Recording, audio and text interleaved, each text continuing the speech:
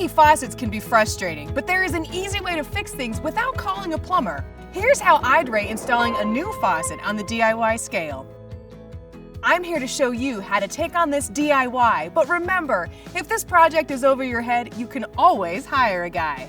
To install a new faucet, you need the following materials. Start by turning off the water to the sink you're working on.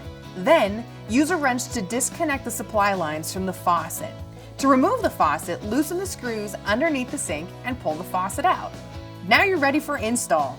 Place the new faucet through the mounting holes and attach the faucet into the sink per the manufacturer's instructions. Reconnect the water lines and any other plumbing accessories.